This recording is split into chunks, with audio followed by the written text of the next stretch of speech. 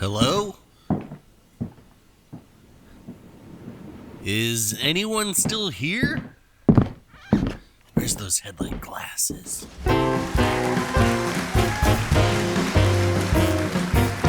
Greetings, everyone, and welcome back to the big show. I am your host, Jerk, and I hope everyone is doing well. I apologize for the unscheduled vacation. However, I've got good excuses, but I'm sure no one here is really interested in real life stuff, so let me just say, it takes a while to get to know someone, and in this case, there were 13 new someones to get to know. You know, I can't just turn these things out only partially informed. I'm pretty sure that's against the paperwork that I signed. It isn't? You mean I can espouse BS? Is that how the other CCs get away with it? Wow. I gotta start reading these agreements more closely. Well, anyway, here we are, and we are sitting down with a very special guest. So let's give them the big show welcome, the Tech Tree Tier 8 U.S. Destroyer. Give it up for Alan M. Sumner. That's right, Alan. Can I call you Al?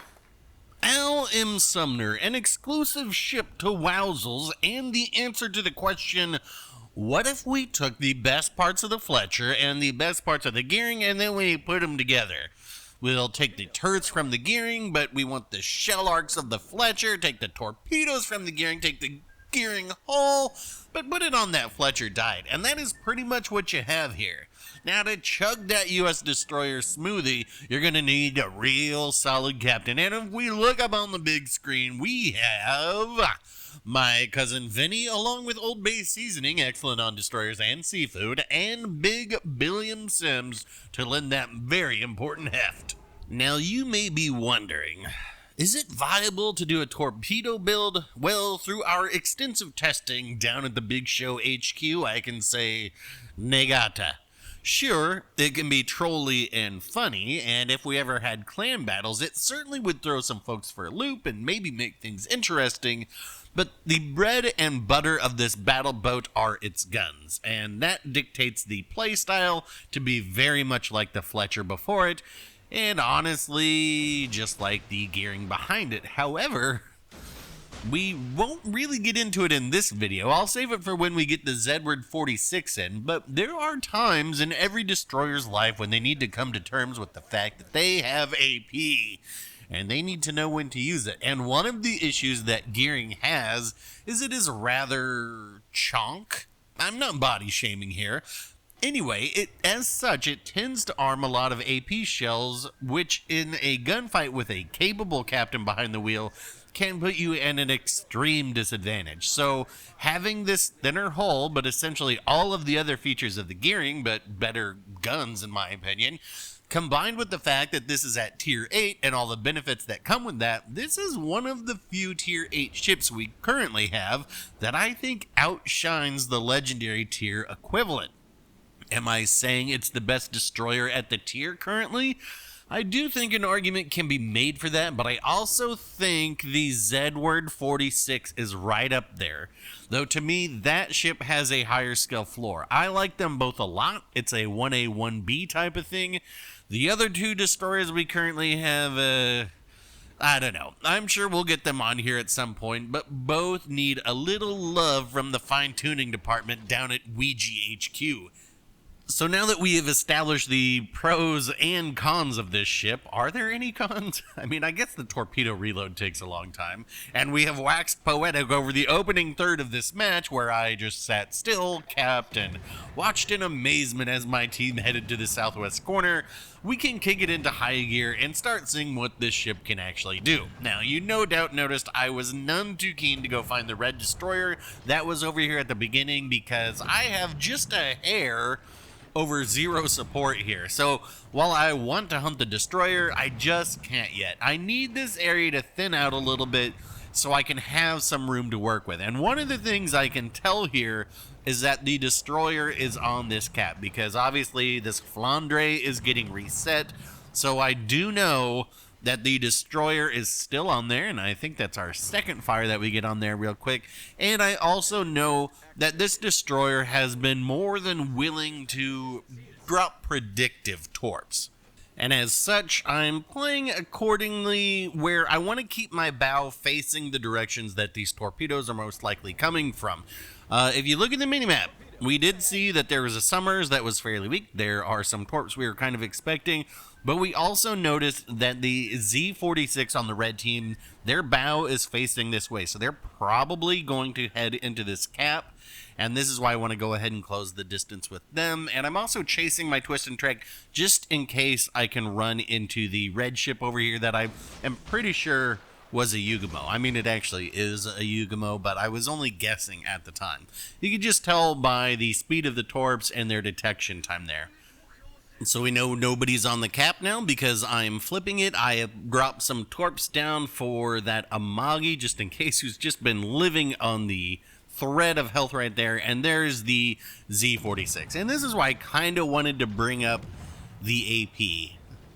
But we are going to save it for the next time. If at this angle that I'm at right now, if that Z-46, well, one, if they even shot me, but if they were shooting me with AP, man, I would be getting ripped right there. And of course, there are some torps, but we kind of can guess that those are coming this way. And, oh, look. There we got the Amagi. That's 2 ships sunk, and I bet you that this Yugamo is going to head right back in front of us. Maybe we can get the 3rd ship sunk real quick. So this is it, folks. This is the reel showing you what the Allen M. Sumner does. What it does is take out destroyers, and we already took out the Z-46, and we are going to be taking out the Yugamo right here, trying to get all my guns involved, but also trying to place myself. When they turn like this, that means they're trying to get their torpedo angles off, so we need to bow in after this. There is our 3rd ship sunk, and what do we have over here? Oh, look, a Summers, and there's torps. Let's make sure we're not going to hit those, and now we can just start gunning down the Summers. It looks like they ran into the carcass of that Amagi. They're going to go ahead and smoke up. Once they do that, I'm going to go ahead and keep blind firing them. We know exactly where they are. We can, clear all of that, and there's our 4th ship sunk. Kind of real quick succession there, right? Getting those 4 ships down, and now it's just a matter of securing this Kraken. To it, we have 2 options. There is this Cleveland that is 11 kilometers away, and there is a Bismarck.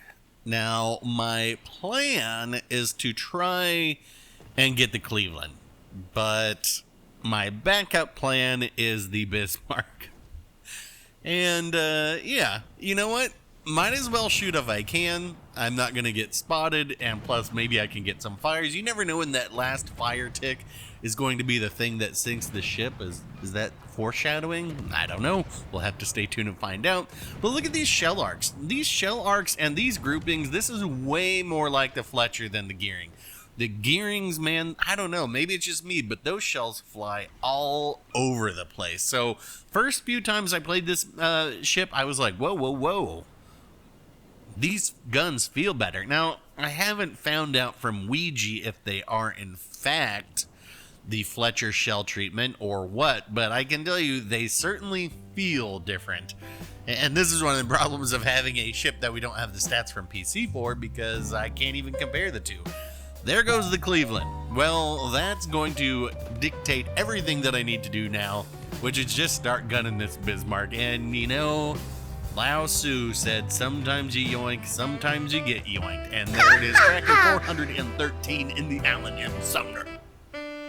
All right, let's see this scoreboard. 3,337 base XP for a very good game, but I mean, that's gonna happen when you take 2 caps and sink 3 destroyers. But a GG to everyone involved, and that's gonna wrap it up for this one. How are you all liking Tier 8? Let me know down in the comments below. I've ground out just about all the upgrades for everything short of the Rune, Yugamo, and FDG. all painful, but I'm getting through them slowly, so we should be getting some other looks in here soon, I hope. And if you didn't notice, I have the damage record for the Soyuz right now, though that one won't last too long. Anyway, if you want to be sure and be there for when the next video drops on the 14th of Never, only if there's a blood moon though, think about hitting subscribe. I will get back out there for another, and we will talk then.